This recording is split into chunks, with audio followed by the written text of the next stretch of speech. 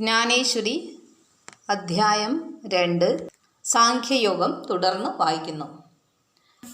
ഹതോ വാ പ്രാപ്സ്യസി സ്വർഗം ജിത്വാ വാ ഭോക്ഷ്യസേ മഹീം തസ്മാദുത്തിഷ്ഠ കൗന്തേയ യുദ്ധായ കൃതനിശ്ചയഃ. അല്ലയോ കുന്തിപുത്ര, നീ കൊല്ലപ്പെട്ടാൽ സ്വർഗത്തെ പ്രാപിക്കും. ജയിക്കുകയാണെങ്കിലോ രാജ്യത്തെ അനുഭവിക്കും. അതുകൊണ്ട് രണ്ടായാലും യുദ്ധം ചെയ്യാൻ ഉറച്ചുകൊണ്ട് എഴുന്നേൽക്കുക. യുദ്ധം ചെയ്യുമ്പോൾ നീ മരണപ്പെട്ടാൽ അനായാസേന നിനക്ക് അമരത്വം ലഭിക്കും. അതുകൊണ്ട് ഇതേപ്പറ്റി കൂടുതലായൊന്നും ആലോചിക്കേണ്ട, എഴുന്നേൽക്കുക. വില്ല് കയ്യിലെടുത്ത് ധീരമായി യുദ്ധം ചെയ്യുക. കർത്തവ്യങ്ങൾ നിർവഹിക്കുന്നവൻ്റെ എല്ലാ പാപങ്ങളും അറ്റുപോകുന്നു. പിന്നെങ്ങനെയാണ് നിന്റെ മനസ്സിൽ പാപഭയം കയറിക്കൂടിയത്? വള്ളത്തിൽ കയറി നദി കടക്കുന്നവൻ എങ്ങനെയാണ് മുങ്ങിച്ചാകുന്നതെന്ന് പറയൂ. വിഷം കലർന്ന അമൃത് കുടിക്കുന്നവൻ നിശ്ചയമായും മരിക്കും. അതുപോലെ ലാഭേച്ഛയോടുകൂടി കർമ്മം ചെയ്താൽ പാപം ചെയ്യുന്നതിന് ഇടയാകും. അതുകൊണ്ട് അല്ലയോ പാർത്ഥ, ഒരു കർത്തവ്യമെന്ന നിലയിൽ മാത്രം നിസ്വാർത്ഥമായും ധീരമായും യുദ്ധം ചെയ്താൽ അത് പാപകരമല്ല. സുഖദുഃഖേ സമേ കൃത്വാ ലാഭാലാഭൗ ജയാജയൗ തതോ യുദ്ധായ യുജ്യസ്വ നൈവം പാപമവാപ്സ്യസി. സുഖദുഃഖങ്ങളെയും ലാഭനഷ്ടങ്ങളെയും ജയാപജയങ്ങളെയും തുല്യനിലയിൽ കണ്ടുകൊണ്ട് ആ മനോഭാവം നിലനിർത്തി നീ യുദ്ധത്തിനായി ഒരുങ്ങുക. എങ്കിൽ നീ പാപഫലത്തെ അനുഭവിക്കുകയില്ല. സൗഭാഗ്യം വരുമ്പോൾ ആഹ്ലാദിക്കുകയോ ദുരന്തത്തിൽ ദുഃഖിക്കുകയോ ചെയ്യരുത്. പരിണിത ഫലത്തിൻ്റെ ലാഭനഷ്ടങ്ങൾ മനസ്സിൽ കണക്ക് കൂട്ടരുത്. വിജയമാണോ മരണമാണോ ഉണ്ടാകാൻ പോകുന്നതെന്ന് മുൻകൂട്ടി ആലോചിക്കരുത്. കർത്തവ്യ നിർവഹണത്തിൽ എന്തു തന്നെ സംഭവിച്ചാലും അത് ക്ഷമയോടെ സഹിക്കണം. ഈ വിധം ചിന്തിക്കുന്നതിനുള്ള മനോധൈര്യം ഉണ്ടായാൽ പാപഫലം ഉണ്ടാവുകയില്ല. അതുകൊണ്ട് യാതൊരു ചിന്താകുലതയും ഉത്കണ്ഠയും കൂടാതെ യുദ്ധം ചെയ്യാൻ തയ്യാറാവുക. യേഷാ തേ ഭിഹിതാ സാഖ്യേ ബുദ്ധിർയോഗേ ത്വിമാം ശൃണു ബുദ്ധ്യാ യുക്തോ യയാ പാർത്ഥ കർമ്മബന്ധം പ്രഹാസ്യസി. അല്ലയോ പാർത്ഥ, നിനക്ക് ഇതുവരെ ഞാൻ ഉപദേശിച്ചത് സാഖ്യ സിദ്ധാന്തമനുസരിച്ചുള്ള ജ്ഞാനമാകുന്നു. ഇനി കർമ്മയോഗമനുസരിച്ചുള്ള ജ്ഞാനത്തെ കേട്ടുകൊള്ളുക. ഈ ജ്ഞാനം സമ്പാദിച്ചാൽ കർമ്മബന്ധത്തിൽ നിന്ന് നിനക്ക് മുക്തനാകാം. സ്വധർമാനുഷ്ഠാനം ഫലേച്ഛയില്ലാത്ത കർത്തവ്യ നിർവഹണം മാത്രമാണ് എന്ന് മനസ്സിൽ പതിയുന്ന ഒരുവന് സർവ കർമ്മബന്ധങ്ങളിൽ നിന്നും മോചനം നേടാൻ കഴിയും. അത് ഉരുക്ക പടച്ചട്ട ധരിച്ചിരിക്കുന്ന ഒരു യോദ്ധാവിന് തൻ്റെ നേർക്ക് വരുന്ന ശരങ്ങളെ സുരക്ഷിതമായി നേരിട്ടുകൊണ്ട് വിജയശ്രീലാളിതനാകാൻ കഴിയുന്നത് പോലെയാണ്.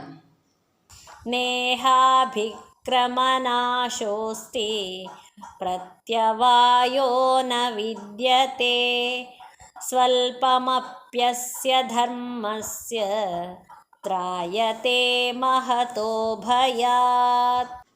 ഫലാപേക്ഷ കൂടാതെ ഈശ്വരാർപ്പണമായി ചെയ്യപ്പെടുന്ന യോഗധർമ്മത്തിന് ആരംഭമോ നാശമോ ഇല്ല. തുടങ്ങിയതിനെ മുഴുവനാക്കാഞ്ഞാലുള്ള ദോഷവുമില്ല. ഈ ധർമ്മത്തിൻ്റെ അനുഷ്ഠാനം കുറച്ച് മാത്രമായാൽ പോലും കൊടിയ വിപത്തിൽ നിന്ന് അത് രക്ഷിക്കുന്നു. കർമ്മയോഗം കൊണ്ട് ഒരാൾക്ക് ലൗകിക സുഖങ്ങൾ നഷ്ടപ്പെടുന്നില്ല. അവസാനം മോക്ഷപ്രാപ്തി ഉണ്ടാവുകയും ചെയ്യും. എന്നാൽ ഫലേച്ഛ കൂടാതെ വേണം ഒരാൾ കർമ്മങ്ങൾ ചെയ്യേണ്ടത്. പിശാച് മന്ത്രവാദിയിൽ കുടികൊള്ളുന്നില്ലെന്നതുപോലെ ധാർമ്മിക ചിന്തയോടുകൂടിയ നിസ്വാർത്ഥനായ ഒരു വ്യക്തിക്ക് ബാഹ്യമായ അവസ്ഥാഭേദങ്ങളൊന്നും ബാധകമാകുന്നില്ല. ധാർമ്മിക ബുദ്ധി പുണ്യത്തെയോ പാപത്തെയോ സ്പർശിക്കുകയില്ല. അത് നിഗൂഢവും അചലവും 3 ഗുണങ്ങൾക്കും അതീതവുമാണ്. മുജ്ജന്മങ്ങളിലെ പ്രവർത്തനങ്ങളുടെ അർഹത കൊണ്ട് അല്പമായിട്ടെങ്കിലും ധാർമ്മിക ബുദ്ധി സമ്പാദിക്കാൻ കഴിയുന്ന ഒരാളുടെ മനസ്സ് പ്രകാശമാനമാവുകയും അയാൾക്ക് ജനന മരണങ്ങളെ പറ്റിയുള്ള ഭയം നഷ്ടപ്പെടുകയും ചെയ്യും. व्यवसायात्मिका बुद्धिः एकेह कुरु नन्दन बहुशाखा ह्यनन्ताश्च बुद्धयो വ്യവസായിനാം. ഹേ കുരുനന്ദന, ഈ ലോകത്തിൽ നിശ്ചയബുദ്ധി ഒന്നേയുള്ളൂ. എന്നാൽ നിശ്ചയത്തിലെത്തിച്ചേർന്നിട്ടില്ലാത്തവരുടെ ബുദ്ധികൾ അനേക വഴിക്ക് തിരിയുന്നവയും അന്തമില്ലാത്തവയുമാണ്. ഒരു വിളക്കിൻ്റെ ചെറിയ തീനാളം വലിയ ഒരു പ്രദേശത്തിന് മുഴുവൻ വെളിച്ചം നൽകുന്നത് പോലെയാണ് വിജ്ഞാന സമ്പന്നമായ ഒരു മനസ്സ്.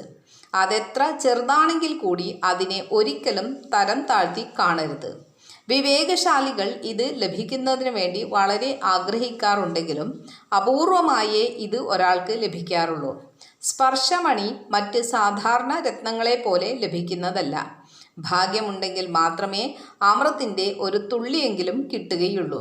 അതുപോലെ ധാർമ്മിക ബുദ്ധി കൈവരിക്കുകയെന്നത് വളരെ ദുഷ്കരമാണ്. സമീക്ഷണത്തിൽ കൂടി രൂപം പ്രാപിക്കുന്ന നിശ്ചയബുദ്ധി ഒന്നു മാത്രമേ ഈശ്വര സാക്ഷാത്കാരമെന്ന ലക്ഷ്യത്തിലേക്ക് നയിക്കുകയുള്ളൂ. അല്ലാത്തതൊക്കെ പ്രതിലോമപരവും ചഞ്ചല സ്വഭാവമുള്ളതുമാണ്. അവിവേകികൾ അങ്ങനെയുള്ളതിൽ ആമോദിതരാകുന്നു. അവർ സ്വർഗീയവും ലൗകികവുമായ സുഖങ്ങളും നരകയാതനകളും അനുഭവിക്കാൻ ഇടയാകുമെങ്കിലും അവർക്ക് ആത്മസാക്ഷാത്കാരം കൊണ്ടുണ്ടാകുന്ന ആനന്ദാനുഭൂതിയുടെ നിഴൽ പോലും ലഭിക്കുകയില്ല. യാമിമാം പുഷ്പിതാം വാചം പ്രവദന്ത്യവിപശ്ചിതഃ വേദവാദരതാഃ പാർത്ഥ നാന്യദസ്തീതി വാദിനഃ. അല്ലയോ പാർത്ഥ, അവിവേകികളായ ഈ ആളുകൾ വേദവാക്യങ്ങളിൽ ആനന്ദം കണ്ടെത്തുകയും അതിൽ കവിഞ്ഞ് മറ്റൊന്നുമില്ലെന്ന് ആലങ്കാരികമായി പ്രസംഗിക്കുകയും ചെയ്യുന്നു. അവർ വേദങ്ങളിലെ പ്രമാണങ്ങളെ ആധാരമാക്കി സംസാരിക്കുകയും അതിലെ ആചാരക്രമങ്ങളെ പിന്താങ്ങി കർമ്മത്തിനുള്ള പ്രാധാന്യത്തെ ഉറപ്പിക്കാൻ ശ്രമിക്കുകയും ചെയ്യുന്നു. എന്നാൽ എല്ലായ്പ്പോഴും ഫലേച്ഛയോടെയാണ് അവർ ഇപ്രകാരം ചെയ്യുന്നത്. ഒരുവൻ ഈ ലോകത്തിൽ ജനിച്ച് യാഗങ്ങളും ആരാധനാക്രമങ്ങളും അനുഷ്ഠിച്ച് ആഹ്ലാദകരമായ എല്ലാവിധ സ്വർഗീയ സുഖങ്ങളും അനുഭവിക്കണമെന്ന് അവർ പറയും. സ്വർഗീയ ഭോഗങ്ങളല്ലാതെ ആനന്ദകരമായി മറ്റൊന്നും തന്നെ ഇല്ലെന്നും സ്വർഗം തന്നെയാണ് എല്ലാറ്റിലും വെച്ച് ശ്രേഷ്ഠമായ പുരുഷാർത്ഥമെന്നും ഈ മൂഢന്മാർ ഉദ്ഘോഷിക്കും. കാമാത്മാനഃ സ്വർഗപരാഃ ജന്മകർമ്മഫലപ്രദാം ക്രിയാവിശേഷബഹുലാം ഭോഗൈശ്വര്യഗതിം പ്രതി. കർമ്മങ്ങളും കർമ്മഫലങ്ങളും ജന്മങ്ങളും മറ്റും ഭോഗൈശ്വര്യങ്ങളുടെ ആനന്ദ അനുഭവത്തിന് വേണ്ടിയുള്ളതാണെന്ന് അവർ വിസ്തരിക്കും. അവർ കാമസങ്കല്പങ്ങളിൽ തന്നെ മുഴുകിക്കഴിയുന്നവരും സ്വർഗപ്രാപ്തിക്കായി ഒരുങ്ങിയിരിക്കുന്നവരുമാണ്. അവർ ആഗ്രഹസാധ്യത്തിനായി പരവശപ്പെട്ടുകൊണ്ട് പ്രവർത്തിക്കുന്നു. അവരുടെ ഹൃദയം ഇന്ദ്രിയ വിഷയങ്ങളിലുള്ള ആസക്തി കൊണ്ട് നിറഞ്ഞിരിക്കും. അവർ വിവിധ കർമ്മങ്ങൾ ചെയ്യുമ്പോൾ മതാചാര പ്രകാരമുള്ള പ്രമാണങ്ങൾ മുറതെറ്റാതെയും വിദഗ്ധമായും നിർവഹിക്കുകയും ചെയ്യും. ഭോഗൈശ്വര്യപ്രസക്താനാം തയാപഹൃതചേതസാം വ്യവസായാത്മികാ ബുദ്ധിഃ സമാധൗ ന വിധീയത്തെ. ഫലമില്ലാതെ പുഷ്പം മാത്രമുള്ള വൃക്ഷം പോലെ വിളങ്ങുന്ന വാക്കുകൾ പറയുകയും അതിൽ അപഹൃതചിത്തരാവുകയും ചെയ്യുന്ന അവരുടെ മനസ്സ് എല്ലായ്പ്പോഴും ഭോഗൈശ്വര്യങ്ങളുടെ പിന്നാലെ പോകുന്നതുകൊണ്ട് അവർക്ക് ഈശ്വര ധ്യാന വിഷയത്തിൽ ഏകാഗ്രമായ സുബുദ്ധി ഉണ്ടാകുന്നതേ ഇല്ല. അർജുന, എല്ലാ ആരാധനയുടെയും കേന്ദ്രബിന്ദു ഈശ്വരനാണ്. ആ ഈശ്വരനെ മറന്നാണ് അവർ സ്വർഗത്തെ ആഗ്രഹിക്കുന്നത്. കർപ്പൂരം കൂട്ടിവെച്ചിട്ട് തീ കത്തിക്കുന്നത് പോലെയോ മധുരമുള്ള പദാർത്ഥങ്ങൾ പാകം ചെയ്തിട്ട് അതിൽ വിഷം കലർത്തുന്നത് പോലെയോ ഭാഗ്യം കൊണ്ട് ലഭിച്ച ഒരു പാത്രം അമൃത് ചവിട്ടി മറിച്ച് കളയുന്നത് പോലെയോ ആണ് ഇവരെല്ലാം ലാഭേച്ഛ കൊണ്ട് അവരുടെ ധാർമ്മിക യോഗ്യതകളെ മലിനപ്പെടുത്തി ശ്രേയസ്സിനുള്ള അർഹത നഷ്ടപ്പെടുത്തി കളയുന്നത്. എത്രയോ പ്രയത്നിച്ചിട്ടാണ് അവർക്ക് ഈ സുഹൃതം ഉണ്ടായതെന്ന് മനസ്സിലാക്കാതെയാണ് അവർ വിവേകശൂന്യമായി ലൗകിക സുഖങ്ങളുടെ പിന്നാലെ പായുന്നത്.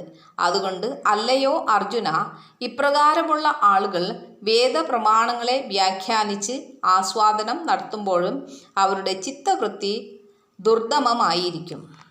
ത്രൈഗുണ്യവിഷയാ വേദാഃ നിസ്ത്രൈഗുണ്യോ ഭവാർജുന നിർദ്വന്ദ്വോ നിത്യസത്വസ്ഥഃ നിർയോഗക്ഷേമ ആത്മവാൻ. അല്ലയോ അർജുന, വേദങ്ങൾ സത്വം, രജസ്, തമസ് എന്ന 3 മായാഗുണങ്ങളെപ്പറ്റി പ്രതിപാദിക്കുന്നവയാകുന്നു. നീ ത്രിഗുണാതീതനായി നിഷ്കാമനായി തീരണം. അന്യോന്യ വിരുദ്ധങ്ങളായ ദ്വന്ദ്ങ്ങളിൽ നിന്ന് വേറിട്ട് രണ്ടെന്ന ചിന്തയില്ലാത്തവനായിരിക്കണം. സദാ ഏകമായ സത്തയെ തന്നെ അനുഭവിക്കുന്നവനായിരിക്കണം. ലോകത്ത് കാണുന്ന യാതൊന്നും തൻ്റേതായിരിക്കണമെന്ന് കൊതിക്കാത്തവനായിരിക്കണം. സദാ ആത്മാനന്ദം അനുഭവിക്കുന്നവനുമായിരിക്കണം. അർജുന, ത്രിഗുണങ്ങളുടെ സംയോഗമാണ് വേദത്തിൽ തിങ്ങി നിൽക്കുന്നത്.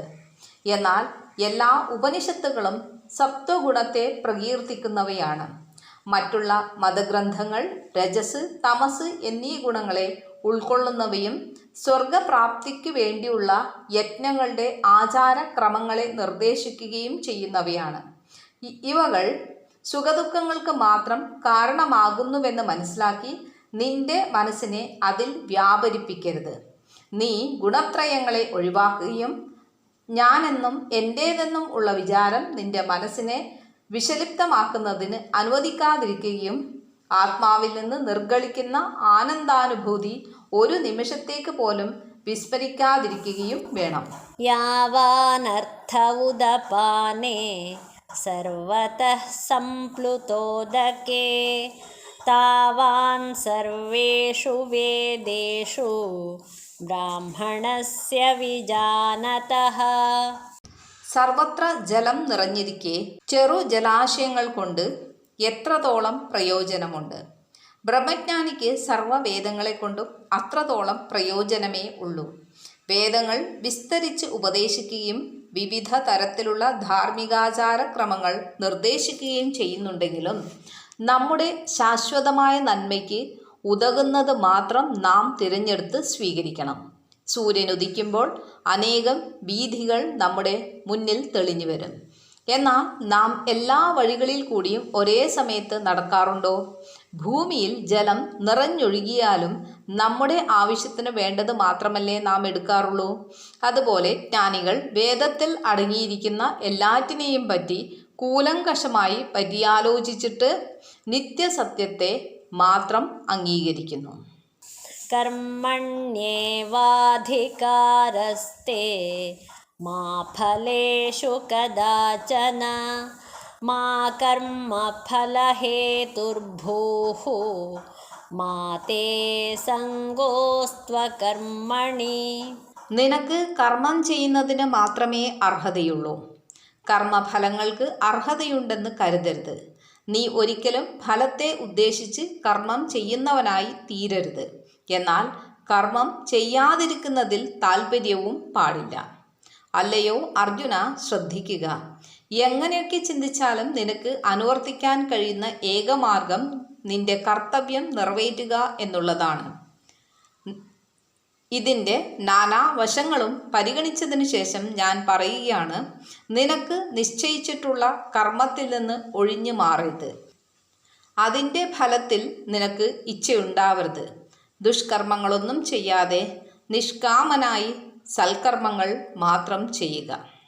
യോഗസ്ഥഃ കുരു കർമാണി സംഗം ത്യക്ത്വാ ധനഞ്ജയ സിദ്ധ്യസിദ്ധ്യോഃ സമോ ഭൂത്വാ സമത്വം യോഗ ഉച്യത്തെ.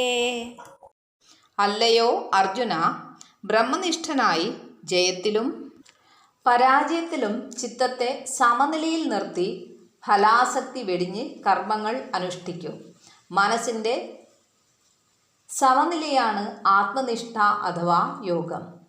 അർജുന, ബ്രഹ്മനിഷ്ഠനായി കർമ്മഫലത്തിനുള്ള ആസക്തി വെടിഞ്ഞ് ജാഗ്രതയോടെ കർമ്മങ്ങൾ ചെയ്യുക. നിന്റെ കർത്തവ്യ നിർവഹണം വിജയത്തിൽ കലാശിച്ചാൽ അമിതമായി ആഹ്ലാദിക്കരുത്. നേരെ മറിച്ച് ഏതെങ്കിലും കാരണവശാൽ അത് പൂർണ്ണമാവാതിരിക്കുകയോ നിഷ്ഫലമാവുകയോ ചെയ്താൽ നിന്റെ മനസ്സ് പതറുകയോ നീ ദുഃഖിതനാവുകയോ ചെയ്യരുത്. ഒരു പ്രവൃത്തി വിജയിച്ചാൽ നിശ്ചയമായും അത് പ്രയോജനകരമായിരിക്കും. അത് അപൂർണമായിരുന്നാൽ പോലും അത് വിജയിച്ചതായി മനസ്സിൽ കരുതണം. എന്ത് കർമ്മം ഏറ്റെടുത്താലും അത് ഈശ്വരന് സമർപ്പിക്കണം. എങ്കിൽ അത് പൂർത്തിയാകുമെന്ന് ഉറപ്പായി വിശ്വസിക്കാം. സ്വധർമാചരണത്തിൽ ഉണ്ടാകുന്ന വിജയത്തിലും പരാജയത്തിലും സമചിത്തത പാലിക്കുന്നതാണ് ഏറ്റവും വലിയ യോഗം എന്ന് പണ്ഡിതന്മാർ പറയുന്നു. ദൂരേണ ഹ്യവരം കർമ്മ ബുദ്ധിയോഗാത് ധനഞ്ജയ ബുദ്ധൗ ശരണമന്വിച്ഛ കൃപണാഃ ഫലഹേതവഃ. അല്ലയോ അർജുന, ഫലേച്ഛയോടുകൂടി ചെയ്യുന്ന കർമ്മം നിശ്ചയബുദ്ധിയോടുകൂടി ചെയ്യപ്പെടുന്ന നിഷ്കാമ കർമ്മത്തേക്കാൾ വളരെ താണതാകുന്നു. അതുകൊണ്ട് ജ്ഞാനസിദ്ധിക്കായി നിഷ്കാമ കർമ്മം അനുഷ്ഠിക്കുക. സകാമന്മാരായ, അതായത് ഫലത്തെ ഇച്ഛിക്കുന്നവരായ മനുഷ്യർ അനുകമ്പാർഹരാണ്.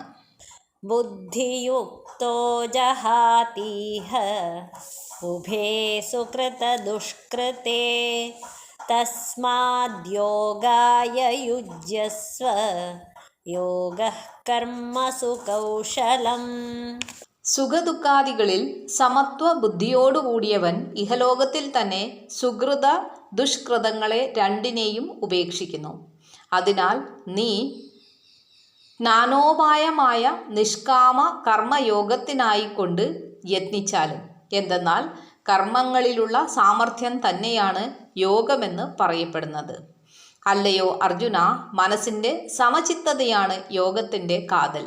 അതിൽ വിജ്ഞാനവും കർമ്മവും സഹജമായി ഒത്തുചേർന്നിരിക്കുന്നു. ഫലേച്ഛയോടുകൂടിയുള്ള കർമ്മം നിഷ്കാമ കർമ്മത്തേക്കാൾ വില കുറഞ്ഞതാണ്. എങ്കിലും അപ്രകാരമുള്ള കർമ്മം ചെയ്തെങ്കിൽ മാത്രമേ നിനക്ക് നിഷ്കാമ കർമ്മത്തിലേക്കുള്ള വഴി തുറന്നു കിട്ടുകയുള്ളൂ.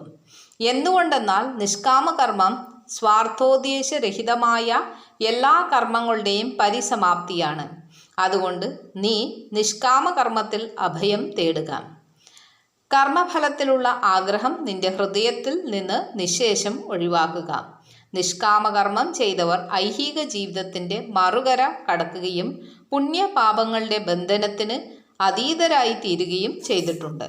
കർമ്മജം ബുദ്ധിയുക്താ ഹി ഫലം ത്യക്ത്വാ മനീഷിണഃ ജന്മബന്ധവിനിർമുക്താഃ പദം ഗച്ഛന്ത്യനാമയം. എന്തുകൊണ്ടെന്നാൽ സുഖദുഃഖാദികളിൽ സമത്വബുദ്ധിയുള്ള മഹാത്മാക്കൾ കർമ്മത്തിൽ നിന്നുണ്ടാകുന്ന ഫലത്തെ ഉപേക്ഷിച്ചിട്ട് ജനന മരണാത്മകമായ സംസാര ബന്ധത്തിൽ നിന്നും മോചിച്ചവരായി ദുഃഖസ്പർശമില്ലാത്ത സ്ഥാനത്ത് എത്തിച്ചേരുന്നു. ജ്ഞാനികൾ കർമ്മം ചെയ്യുന്നുണ്ടെങ്കിലും അതിൻ്റെ ഫലം അവരെ അശേഷം സ്പർശിക്കുന്നില്ല. തന്മൂലം പീഡാവഹമായ ജനന മരണങ്ങളിൽ നിന്നും അവർ രക്ഷപ്പെടുന്നു. സമത്വബുദ്ധി കൊണ്ട് പ്രാജ്ഞന്മാരായ അവർ ശുദ്ധവും നിത്യവുമായ ആത്മാനന്ദം അനുഭവിക്കുന്നു.